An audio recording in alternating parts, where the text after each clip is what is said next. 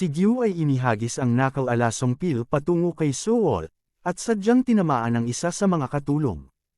Ang katulong ay napasigaw sa sakit.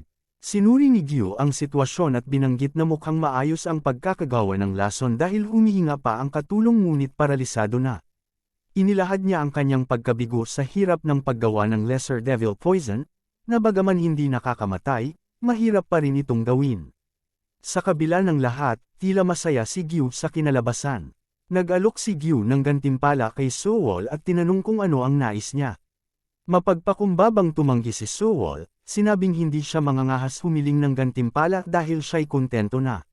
Si Gyu, na gustong maglibang, ay nagpilit na pumili si Sewol ng anumang bagay dahil tamad na siyang magtanong muli. Hinimok niya si Sewol na mabilis na magpasya at sabihin kung ano ang gusto niya bilang gantimpala. Sa seryosong itsura, sinabi ni Sewol na kung kailangan niyang pumili ng gantimpala, nais niyang ibalik sa kanya ang kanyang pouch of abundance. Sa loob ng pouch ay may mga mahahalagang bagay, kabilang na ang isang Dharma tool na mahalaga sa kanya at mga kagamitan para sa Dan extraction. Ipinaliwanag niya na ang paggamit ng pamilyar na kagamitan ay maaaring mapabilis ang proseso ng paggawa ng Lesser Devil Poison. Nagpahayag ng pagkagulat si Gyu sa sinabi ni Sewol na mapapabilis ng Pouch of Abundance ang paggawa ng lason. Inutusan niya si Suyong na ibalik ang Pouch of Abundance kay Sewol. Tinanggap ni Suyong ang utos at sumang-ayon na ibalik ang pouch kay Sewol. Binanggit ni Gyu na kamakailan lang ay natapos na niyang gawin ang Dan pills mula sa nidan ng kanyang tiyuhin. Sinabi niya na kakailanganin niyang maglaan ng 1 taon upang masipsip ang enerhiya ng mga pills. Samantala, inutusan niya si Sewol na ipagpatuloy ang paggawa ng Lesser Devil Poison sa loob ng panahong ito. Bumaling si Gyu sa bagong babae at tinanong ang kanyang pangalan, na ipinakilala naman niya bilang Wulyong. Itinalaga ni Gyu si Wulyong na makipagtulungan kay Sewol sa paggawa ng Lesser Devil Poison sa hinaharap. Hinihikayat niya si Wulyong na matuto kay Sewol tungkol sa mga aspeto na hindi pa niya alam, siguraduhing nauunawaan niya kung paano maayos na ihanda ang recipe ng lason at ipakita ang kanyang kakayahan. Tinanggap ni Wulyong ang pagkaunawa sa takdang gawain na iniatang sa kanya. Nakaramdam ng ginhawa si Sewol sa biglaang pahinga ng 1 taon. Napagtanto niyang ito na ang pagkakataon niya upang makahanap ng paraan upang makatakas sa kanyang sitwasyon, sapagkat alam niyang kung hindi siya kikilos ngayon, baka hindi na siya makahanap ng isa pang pagkakataon. Buo ang loob niyang samantalahin ang pagkakataon at magplano ng pagtakas. Sa medicine room, pinag-isipan ni Sewol ang hindi nagagalaw na mga nilalaman ng Pouch of Abundance.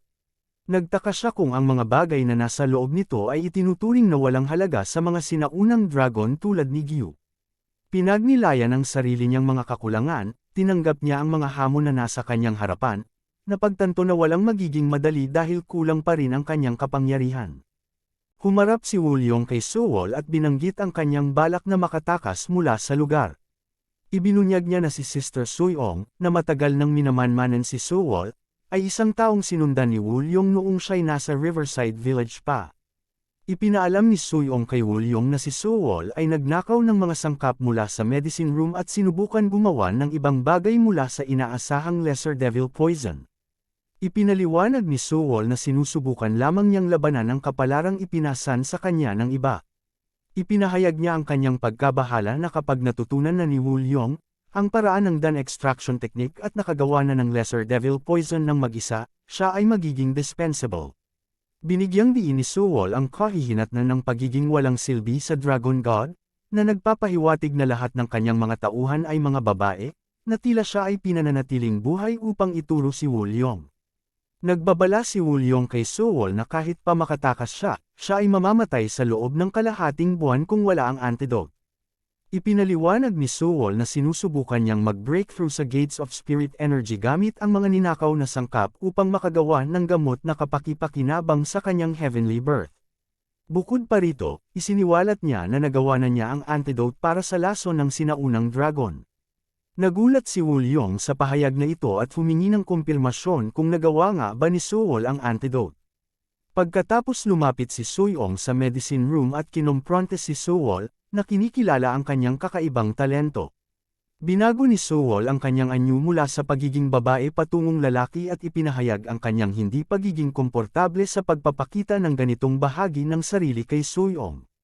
Ipinaliwanag niya na wala siyang ibang pagpipilian kundi gayahin ang anyo ni Soyong dahil siya ang humiling na magtungo siya ng palihim. Ipinabatid ni Soyong, sa pamamagitan ni Woolyong, ang tanong ni Sewol tungkol sa paggawa ng antidote. Bilang tugon, nagduda si Sewol na ibibigay ni Gyu ang antidote at tinanong kung bakit siya maghihintay na lamang sa kanyang kamatayan. Tinanong ni Sewol si Soyong kung bakit hindi niya ipinaalam kay Gyu ang pagnanakaw ng mga sangkap. Ibinunyag ni Soyong na mayroong isang makapangyarihang bitag na tinatawag na Dragonline Windstorm sa nag-iisang pasukan ng kuweba, isang bantay na minana sa sinaunang pamilya ng dragon. Nabigla si Sewol at tinanong kung bakit ipinapahayag ito ni Soyong. Sinabi lamang ni Soyong na hindi mahalaga ang dahilan at hinikayat si Sewol na pagtuunan ng pansin kung kaya ba niyang umalis sa lugar o hindi. Inamin ni Sewol ang pahayag ni Soyong at pinigilan ang sarili mula sa karagdagang pagtatanong. Pagkatapos, nagtanong siya kung paano makakaiwas sa bitag ng mahika. Ipinaliwanag ni Soyong na 8 alalay lamang ang nakakaalam ng direktang daan sa bitag, at lahat sila ay mga alkamista na dalubhasa sa batas ng enerhiyang espiritual. Bagamat malamang na hindi sila magtaksil kay Gyu at tulungan si Sewol, iminungkahi ni Soyong na dahil natuklasan ni Sewol kung paano ay detoxify ang lason, maaari niyang makumbinsi ang isa sa kanila. Siniguro ni Soyong kay Sewol na iaayos niya ang pagkikita nila ng mga alalay, at pinaalalahanan siyang maghanda para sa pagkikitang ito anumang oras. Nagpahayag ng pasasalamat si Sewol, at sinigurado kay Soyong na babayaran niya ang kabutihang loob nito. Mabait na tumugon si Soyong na hindi na kailangan ang kabayaran, ngunit ipinahayag niya ang pag-asa na kung makakatakas si Sewol, tutulungan nito si Woolyong upang hindi ito mapunta sa parehong sitwasyon gaya ng kanya. Ipinakilala ni Soyong si Sewol sa isa pang alalay na si So Chang, at binanggit na siya ang alkamista na kanilang napag-usapan. Ipinaliwanag niyang naiintriga si So Chang sa kanilang naunang pag-uusap, kaya inayos niya ang pagkikita. Kinilala ni So Chang ang usapan tungkol sa kakayahan ni Sewol na i-detoxify ang lason ng Panginoon. Kumpirmadong sinabi ni Sewol na kaya niyang tanggalin ang mapanganib na ikalimang lason at maswerteng alam niya kung paano lumikha ng antidote. Nag-alala si So Chang, nagtatanong kung paano siya magtitiwala kay Sewol at bakit niya paniniwala ang ibibigay nito ang antidote, gayong maaaring magdulot ito ng panganib sa kanilang lahat. Tumugon si Sewol sa pamamagitan ng pagpapakita ng malawak niyang kaalaman tungkol sa Lesser Devil Poison, at sinabing kaya pa niyang pagbutihin ang race eta nito. Ipinaliwanag pa niya na ang dati niyang kaalaman sa pag-iral ng lason ang nagpadali sa paggawa ng antidote. Binanggit ni So Chang na natapos ni Sewol ang paggawa ng Lesser Devil Poison ng mas maaga, na ikinatuwa ni Panginoong Gyu. Gayunpaman, tinanong niya kung paano iyon makapagpapatunay sa pagiging kumpleto ng antidote. Nagtanong si Sewol kay So Chang kung ang lahat, kasama na siya, ay naniniwalang mananaig si Gyu sa labanang kamatayan kontra kay Ochuok. Binibigyang diin niya na kung matalo si Gyu, hindi nila magagawang matanggal ang lason sa kanilang katawan, na haantong sa kanilang kamatayan. Dahil sa bigat ng sitwasyon, inamin ni So Chang ang kanyang kawalan ng galang at kinilala ang panganib na nakaambang sa kanilang mga buhay. Kinilala ni So Chang ang maingat na pagsasaalang-alang ni Sewol sa sitwasyon at pumayag na pakinggan ang kahilingan nito. Nagtanong si So Chang kung ang pakiusap ni Sewol ay ang tulungan siyang makalabas sa kuweba. Siniguro ni Sewol na hindi siya naghahanap ng pagtakas habang wala si Gyu, dahil magdudulot lamang ito ng galit ni Gyu kay So Chang at sa iba pang mga alalay. Sa halip, inihayag ni Sewol na ang tunay niyang ninanais ay ang kabaligtaran nito. Nalilitong nagtanong si So Chang kung ano ang ibig sabihin ng kabaligtarang kahilingan. Ipinaliwanag ni Sewol na dahil alam niyang hindi siya makakatakas ng buhay, humiling siya ng ibang kahihinatnan, napatayin siya ni So Chang. Sa kabilang banda uminom si Gyu ng pill na nagdulot ng pagsabog na nagdulot ng pagkasira ng pinto. Mayabang niyang binanggit ang hindi inaasahang lakas ng gamot at ang potensyal nitong mapadali ang pagpatay kay Ochuok. Pagkatapos, humarap siya kay Soyong at nagtanong kung may nangyaring mahalaga habang abala siya sa pagsasanay ng kanyang teknik sa paghinga. Nag-atubili si Soyong sa kanyang tugon.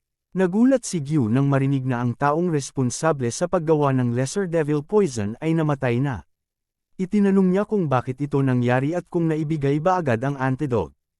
Nagmakaawa si So Chang, at humingi ng tawad, na ipinaliwanag na si Wu Liong, na inatas ang matutunan ang mga teknik ng Dan extraction, ay pinahusay ang kanyang kakayahan. Natakot si Sowol na mawala ang kanyang kahalagahan, kaya nagtangkang tumakas sa kuweba at trahedyang namatay matapos matangay ng Dragonline Windstorm. Itinanong ni Gyu ang tungkol sa gawain na iniatas niya sa namatay na individual. Ipinaliwanag ni So Chang na bago ang kanyang pagtatangkang tumakas, masigasig na gumawa si Sowol ng 10 paso ng Lesser Devil Poison. Bukod dito, epektibong itinuro niya kay Wu Liong ang Race Eta upang magawa nitong mag-isa ang lason. Itinanong ni Gyu tungkol sa pagkamatay ni Sowol at ipinaalam ni So Chang na natagpuan nila ang kanyang bangkay noong nakaraang araw. Walang pakialam na binanggit ni Gyu na binalak niyang patayin si Sowol matapos ang kanyang pagsasanay, at iniisip na mas kaunti ang pagod dahil pinili ni Sowol na wakasan ang sariling buhay. Iniutos niya kay So Chang na itapon ang katawan ni Sowol sa labas ng kuweba upang makain ng mga demonyo, na agad namang sinang-ayunan ni So Chang. Sa gubat, isang lobo ang lumapit sa bangkay na nakahiga sa lupa, ngunit nang gumalaw ang kamay nito, tumakbo ang lobo. Mula sa malayo, nagmamasid si Sowol at nakahinga ng maluwag dahil hindi napansin ni Gyu ang kanyang presensya dahil sa mahusay niyang teknik sa pagtakip.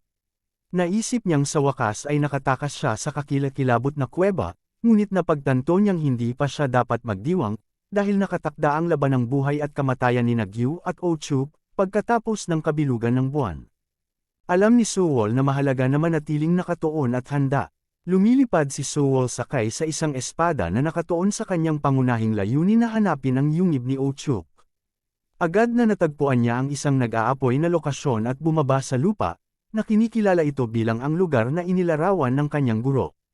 Pinagpalagay ni Sowol na ito ang tirahan ni Ochup, na nangangahulugang ang pasukan ay binabantayan ng Dragonline Windstorm. Tiwala sa kanyang kakayahan na maiwasan ang bitag, alam ni Sowol na hindi siya maaaring mag-alinlangan at kailangan niyang kumilos agad. Napagtanto ni Sowol na ang apoy ng Windstorm ay mas malakas kaysa sa inaasahan niya. Naiintindihan niya na kailangan niyang makaraan sa 7 mga gate sa gitna ng mga buhawi, na naging hamon kahit na alam niya kung paano lampasan ang balakid. Determinado siyang makadaan sa Dragonline Windstorm, tumakbo si Sowol papunta sa makitid na puwang sa pagitan ng mga buhawi, na naglalayong matagumpay na malagpasan ang mapanganib na daan. Habang nakakalampas siya sa Windstorm, napagtanto ni Sowol na ang paglabas mamaya ay magiging mahirap. Batid ang lakas ng nida ni Gyu Haiyan na nasipsip ni Gyu, tinatayang ni Sowol na may 70% na pagkakataon na magtagumpay si Gyu laban kay Ochup. Naiintindihan ang kagipitan ng sitwasyon, napagtanto ni Sowol na kailangan niyang hanapin ang teleportation portal bago makarating si Gyu sa kinaroroonan ni Ochup, para paksain siya. Pagkatapos ng 2 araw ng walang tigil na paghahanap, hindi matagpuan ni Sowol ang anuman nakahawig ng teleportation portal. Naiinis, tinanong niya kung talaga bang narito sa yungib ang portal, iniisip ang posibilidad na ang alchemist, ang una niyang guro, ay niloko siya. Pakiramdam ang bigat ng pagsasakripisyo ng buhay upang makapasok sa yungib, ipinahayag ni Sowol ang kanyang galit sa pamamagitan ng pagkuha ng isang bato at paghagis nito sa lava sa pagkainis. Nagulat si Sowol sa lava, pinanood ang init at likidong anyo nito, ipinagpalagay na ito ay mainit na lava. Ang nakakagambalang tunog ay nagdagdag sa kanyang pag-aalala. Gumamit siya ng isang Dharma tool at inilagay ito sa ibabaw ng lava, napagtanto na ang lava ay hindi kumilos ayon sa inaasahan. Sa halip na lumubog sa lava, para bang ang tool ay nakalubog sa isang lawa. Nahirapan si Sowol na masukat ang lalim at hindi marating ang ilalim kahit na matapos ang kanyang mga pagtatangka. Nakakapagtaka ang sitwasyon para kay Sowol dahil ang Dharma tool ay hindi natunaw ngunit tila nakalubog sa tubig sa kabila ng itsura ng mainit na lava. Nakaramdam ng takot, maingat niyang inabot ang kamay sa substansya upang kumpirmahin na ito ay mukhang mainit na lava, ngunit sa katunayan ay isang lawa ng tubig. Naisip ni Sowol, ang panlilinlang sa mga mata at pinaghinalaan na maaaring may nakatagong lihim sa likod ng pangyayaring ito. Determinado na malaman ang katotohanan, alam niyang kailangan niyang mag-imbestiga pa upang matuklasan ang lihim. Lamusong si Suwol, sa lawa ng tubig at natuklasan ang nakatagong teleportation portal. Nagulat siya sa mga masalimuot na hakbang na ginawa upang itago ito. Naalala niya ang payo ng kanyang guro tungkol sa paggamit ng Spirit Stones batay sa distansya ng paglalakbay. Inisip niya kung saan ilalagay ang mga ito, isinasaalang-alang ang haba ng paglalakbay upang kalkulahin ang kinakailangang dami ng Spirit Stones. May dalang 30 middle-class Spirit Stones at 80 low-class Spirit Stones si Suwol. Pinag-isipan ni Suwol ang kahalagahan ng pagkakaroon ng sapat na Spirit Stones para sa kanyang pagtakas. Batid ang panganib ng pag-aaksaya sa paggamit ng higit sa kinakailangan, naglalayon siyang makalabas sa kagubatan ng mga halimaw. Napagtanto niya na ang lahat ng middle-class Spirit Stones ay nauubos ng mas mabilis kaysa inaasahan. Nabahala sa mabilis na pagkaubos, pinilit ni Suwol na itapon ang natitirang mga Spirit Stones upang paganahin ang proseso ng teleportation. Napagtanto ni Suwol ang agarang pangangailangan ng sitwasyon, nagpasya siyang i-activate ang portal gamit ang kanyang sariling kapangyarihan sa kabila ng mga panganib. Gayunpaman, habang ginagamit niya ang kanyang enerhiya, napansin niyang mabilis itong nauubos. Nasobrahan ng bigat, nawalan ng malay si Suwol, at bumagsak papunta sa portal. Sa proseso, nalaglag ang kanyang kwintas sa portal, at sumipsip ng enerhiya mula rito na nagdulot ng paggana ng teleportation portal. Nagising si Suwol sa Jianyong Nation District Li, na pakiramdam ay disoriented, litong-lito sa kanyang paligid at sa presensya ng kumot. Napagtanto niyang nawalan siya ng malay matapos mag-teleport sa portal. Sa kanyang pagkadismaya, natuklasan niyang nakasarado ang gates of heaven na nagpapahiwatig ng malaking pagkawala ng kanyang espiritual at latent na kapangyarihan habang sinusuri niya ang kanyang kasalukuyang kalagayan. Napansin ni Suwol na bumaba na ang kanyang antas sa ikalimang antas ng teknika ng Dan Extraction, na nagpapakita ng lawak ng pagkaubos ng kanyang lakas. Naalala ni Suwol ang mga aral ng kanyang unang guro tungkol sa mga posibleng pag-urong ng antas ng kapangyarihan. Sa kabila ng setback, pinanatili niya ang kanyang karanasan at kaalaman mula sa pag-abot sa gate, na nagbibigay sa kanya ng kumpiyansa na mababawi ang kanyang orihinal na antas sa tamang panahon habang nagiging matyaga. Tinanggap ni Suwol ang kanyang pansamantalang amnesia tungkol sa kung paano siya napunta sa kanyang kasalukuyang kinaroroonan. Nagulat si Suwol nang lumapit ang isang lalaki at nagsabing nagising na siya. Litong-lito sa mga salita ng lalaki, nagtaka si Suwol tungkol sa wikang ginagamit ng lalaki. Ang lalaki, na nagsasalita sa ibang wika, ay nagulat na hindi niya makilala ang wika ni Suwol at tinanong kung siya ay mula sa ibang bansa. Kahit narinig na niya ang iba't ibang wika, na-identify pa rin ng lalaki ang di pamilyar na wikang sinasalita ni Suwol. Napagtanto ni Suwol na ang wika ng lalaki ay hindi mula sa Yeonnam Nation, kung saan naruroon ang mga guro, na nagpapahiwatig na siya ay na-teleport sa ibang bansa. Napansin ng lalaki ang kalituhan ni Suwol at nag-alok na tawagin ang isang tagasalin mula sa hotel na makakaintindi at makakapag-usap ng epektibo sa kanya. 5 buwan ang lumipas, nilapitan ni Jangbo si Suwol at tinanong kung handa na siya. Kinumpirma ni Suwol ang kanyang kahandaan at binanggit na ipinaalam lang ng attendant ang kanilang pag-alis. Humanga si Jangbo at tinanong tungkol sa kahangahangang kasanayan ni Suwol sa wika ng Jianyong Nation sa loob ng 3 buwan. Pinuri ni Suwol sina Jangbo at ang attendant sa kanilang malaking tulong sa pagkatuto ng wika. Nagtanong si Suwol tungkol sa kanilang destinasyon at ang dahilan sa pagdala ng maraming tao. Biro ni Jangbo, sa late na pagkaalam ni Suwol, na tinanong niya kung naghanda siya sa paglalakbay nang hindi alam ang destinasyon. Ipinaliwanag ni Jangbo na ang kanilang matalinong guro sa District Li, ay matagal nang may sakit, kaya si Yang Miss Ju, ay naghahanap ng halamang gamot sa isang bukas na pamilihan sa Mount Wenshu. Nagtanong si Suwol kung bakit pupunta pa sa pamilihan sa Mount Wenshu para sa halamang gamot, imbes na sa mas malapit na pamilihan. Pabulong na sinabi ni Jangbo na espesyal na lugar ang Mount Wenshu, dahil narinig niya na ang mga immortal ang namamahala sa pamilihan doon. Nagulat si Suwol at tinanong si Jangbo kung totoong mga immortal ang nabanggit niya. Nakaupo sa karwahe, tinanong ni Ju Garyong kung gaano pa kalayo ang kanilang pupuntahan. Ipinaalam ni Nuwong, ang attendant, na may 2 araw pa ng paglalakbay bago sila makarating. Ipinahayag ni Goryong ang kanyang pananabik sa posibilidad na makilala ang mga immortal sa pamilihan, umaasang hindi siya mabibigo matapos ang mahabang paglalakbay. Siniguro sa kanya ni Nuwong na madalas na pinupuntahan ng mga mababang antas na immortal ang pamilihan, kaya't maa-access ito ng mga ordinaryong tao. Ibinahagi niya ang kanyang karanasan sa pagbisita sa pamilihan ng ilang beses at nagtiwala na makukuha nila roon ang halamang gamot na kailangan upang pagalingin ang guro. Nagtanong si Goryong tungkol sa ingat na pag-aasikaso sa mga gamit na dala nila. Tiniyak ni Jangbo na inalagaan niya ng husto ang mga gamit, na higit pa sa sarili niyang buhay, at siniguradong maayos ang mga ito. Humanga si Goryong sa kakayahan ni Jangbo sa pag-inspeksyon ng mga damo at iniutos sa kanya na suriin ang mga halamang maaaring magamit. Kinumpirma ni Jangbo na ini-inspeksyon na niya ang mga damo, ngunit may mga ilang uri na hindi pamilyar sa kanya. Napagtanto ni Sewol na karamihan sa mga damo ay sagrado, na nagpapahirap kay Jangbo na makilala ang mga ito. Nag-alala si Jangbo at humingi ng gabay kay Goryong tungkol sa kanilang susunod na hakbang, naramdaman ang bigat ng kanilang misyon na makahanap ng lunas sa karamdaman ng ama ni Goryong.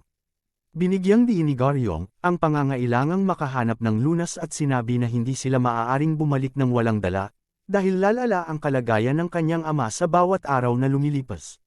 Sa Mount Wenshuo, nilapitan ni Goryong ang mga ngalakal at nagtanong tungkol sa isang partikular na halamang gamot, nagtatanong tungkol sa pagkakakilanlan at epekto nito. Pabulong na sinabi ni Jangbo kay Sewol ang kawalang pakialam ni Goryong sa iba, na nagpapakita ng kanyang direktang pagtatanong na may kahalagahan. Pinag-isipan ni Jangbo kung handa bang makipagpalitan ang immortal na mga ngalakal kay Goryong. Inobserbahan ng mga ngalakal si Goryong at ang kanyang mga kasama, na kinilala silang mga ordinaryong tao kaysa mga immortal. Humingi ng paglilinaw si Goryong tungkol sa ibig sabihin ng pagiging tinaguriang ordinaryong mga tao. Ipinaliwanag ng mga ngalakal na ang mga ordinaryong tao ay yaong hindi pa nagsisimula sa landas ng transcendensya tulad ng mga immortal. Nag-aalala si Goryong kung ang kanilang estado bilang ordinaryong tao ay makakaapekto sa kanilang pakikipagpalitan, ngunit may bahid ng pagkatuwa. Tiniyak ng mga ngalakal na sasagutin niya ang tanong ni Goryong nang walang paligoy-ligoy, at ipinahiwatig ang kanilang mahabang araw. Binigyang diin ng mga ngalakal ang kakayahan ng isang pamilihan bilang lugar ng palitan ng mga ninanais na kalakal, anuman ang pagkakasangkot ng mga immortal sa pagbubukas nito. Sa maliwanag ng ngiti, ipinaliwanag ni Goryong ang kanyang hangarin sa paghahanap ng isang makapangyarihang halamang gamot upang labanan ang isang matinding karamdaman na kumakain ng lakas araw-araw, ipinapahayag ang pangangailangan ng lunas para sa kalusugan ng kanyang ama. Inirekomenda ng mga ngalakal ang Rojinseng kay Goryong para sa karamdaman ng kanyang ama. Ipinaliwanag niya na bagaman hindi ito nagpapalakas ng kapangyarihang espiritual, napaka-epektibo nito sa pagpapanatili ng kaluluwa. Nagulat si Goryong sa revelasyon na ito. Nagtanong si Goryong kung angkop ba para sa isang karaniwang tao na tulad niya na bilhin ito. Pinakalma siya ng mga ngalakal, na nagsabi na ang mga epekto ay magiging mas kapaki-pakinabang para sa mga ordinaryong tao tulad niya. Namangha sa sinseridad ni Goryong, nag-alok ang mga ngalakal na ipagpalit ang mapait na Rojinseng para sa isang low-level spirit stone. Si Goryong, na hindi pamilyar sa mga low-level spirit stone, ay nagtanong tungkol sa kalikasan nito. Si Sewol, na nanonood sa interaksyon, ay pinahalagahan ng kabaitan ng mga ngalakal sa kalakalan at umasa na hindi magkakaroon ng anumang kahirapan si Goryong sa palitan. Inutusan ni Goryong si Jangbo na ilabas ang kahon na naglalaman ng mga gintong bar. Inalok niya ang mga ngalakal ng mga gintong bar sa halip na ng low-level spirit stone, kahit na iminungkahi pa niyang magbayad ng mas marami pang ginto at hiyas. Gayunpaman, inulit ng mga ngalakal ang kanyang kinakailangan para sa isang low-level spirit stone, binibigyang diin ang kahalagahan ng mga spirit stone kaysa sa ginto at hiyas sa kanilang transaksyon. Pinaalala niya kay Goryong na ang isang kalakalan ay kinabibilangan ng pagpapalitan ng mga bagay na nais ng bawat partido, na nagha-highlight sa kahalagahan ng pag-unawa sa mga batayang prinsipyo ng kalakalan at hindi nag-aalok ng isang bagay na itinuturing na walang silbi bilang kapalit. Dahil sa kabiguan, ipinaabot ni Goryong ang kanyang pagkadismaya sa karwahe, na nagmumuni-muni sa kanilang mga pagsisikap at sa huli ay hindi nakabili. Napansin ni Jangbo ang kanyang kalungkutan at ibinahagi ang kanyang obserbasyon kay Sewol, na binanggit ang nakikita niyang pagkabasag ng puso ni Goryong. Ikinwento niya ang kanyang masigasig na pagsisikap sa mga nakaraang araw upang makakuha ng mga halamang gamot mula sa mga mortal sa merkado ngunit walang nakuha. Isinasaalang-alang ang sitwasyon, kinilala ni Sewol na nakabili siya ng mga Dharma tools at mga banal na halamang gamot dahil sa mga pagsisikap ni Goryong. Dahil sa pasasalamat sa pag-aalaga na natanggap niya mula sa kanila sa Jianyong Nation, nagpasya siyang gamitin ang pagkakataong ito upang suklian ang kanilang kabaitan. Nagpahayag si Jiang Bo ng kanyang pag-aalala tungkol sa lumalalang kalusugan ng guro, na nag-aalala na maaaring may mangyaring masama kung patuloy na lumalala ang sitwasyon. Pinakalma ni Sewol si Jiang Bo na nagpapahayag ng pananampalataya sa napakaraming magandang katangian ng Elder Master na makatutulong sa kanyang paggaling. Humingi si Jiang Bo ng kumpirmasyon kay Sewol na binibigyang diin ang kabaitan ng Elder Master at umaasang gagaling ito. Pinanatili ni Sewol ang kanyang paniniwala na talagang gagaling ang guro. Dalawang misteryosong lalaki, na nagtatago sa mga bushes, ay nabanggit na sinusundan nila ang karwahe na ito sa loob na ng ilang araw. Pumayag ang lalaking na nagcash ng apoy sa kanyang palad, na binibigyang diin ang pangangailangan na iwasan ang pagkuha ng atensyon sa merkado upang maiwasan ang mga posibleng atake mula sa ibang alchemist. Binigyang diin ng lalaki ang kahalagahan ng paghihintay hanggang sa hindi naroon ang mga alchemist bago kumilos, na nag-uudyok sa isang mabilis na pagkatalo sa mga tao upang makuha ang kanilang mga kayamanan. Nagulat sina Sewol at Jiang Bo sa kaguluhan na sumiklab sa mga tropa, na may mga sigaw ng lupa na biglang nasunog at kalituhan sa isang posibleng atake. Sa gitna ng kaguluhan, lumipad ang dalawang lalaki sa hangin, nagtatanong tungkol sa dahilan ng ingay. Ang mga tropa ay nasa takot at pagkamangha at nag-exclaim tungkol sa paglitaw ng mga immortal. Hindi nababahala ang lalaki at nil-aid sila, idineklara ang kanilang intensyon na alisin ang lahat ng naruroon. Nagtanong ang mga tropa sa nakababahalang pahayag ng mga lalaki. Lumabas si Goryong mula sa karwahe, tinawag ang dalawang misteryosong lalaki, at ipinakilala ang kanyang sarili bilang anak ng pinuno ng estate at ang county magistrate ng Distrito Li. Inalok niya ang kanilang kayamanan kung nais nila ito. Kinilala ng lalaki ang talino ni Goryong habang ang isa pang lalaki ay nagkomento sa kanyang ganda na may nakakalokong ngiti. Ipinaliwanag ni Goryong na ang kayamanang kanyang hawak ay nakalaan upang bumili ng gamot para sa kanyang malubhang may sakit na ama. Nag-alok siya ng mas maraming pera kung sinuman sa kanila ang makagagaling sa sakit ng kanyang ama. Natagpuan ng lalaki na nakakatuwa ang mga salita ni Goryong, kinilala ang kanyang talino ngunit walang balak na tumulong. Sa halip, nagmungkahi siya ng isang nakababahalang alternatibo, na nagmumungkahi na si Goryong ay maging kanilang concubine kapalit ng pag-iwan sa kanya ng buhay. Nabigla si Goryong sa mungkahi at ipinahayag ang kanyang hindi pagkapaniwala sa suhestyon. Nagbanta ang lalaki na susunugan ang lahat maliban sa mga kayamanan at kay Goryong. Itinapon ng lalaki ang kanyang pag-atake patungo sa mga tropa. Si Sewol ay mabilis na kumilos, sa isang mabilis na swing ng kanyang espada, umusad siya upang protektahan ang mga tropa mula sa panganib.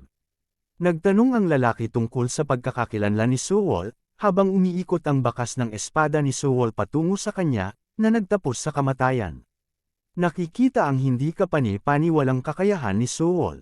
Nagulat ang isa pang lalaki at napagtanto na siya ay hindi makakasabay, na overwhelmed sa galing ni Sewol, at kinilala siya bilang isang alchemist na labis na nakatataas sa kanya.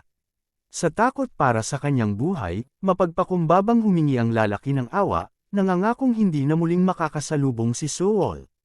Hindi naapektuhan sa mga pakiusap ng lalaki, kinilala ni Sewol ang sitwasyon at tinalo siya, binibigyang diin ang kanyang ugaling hindi iwanan ang anumang potensyal na banta na hindi nalutas.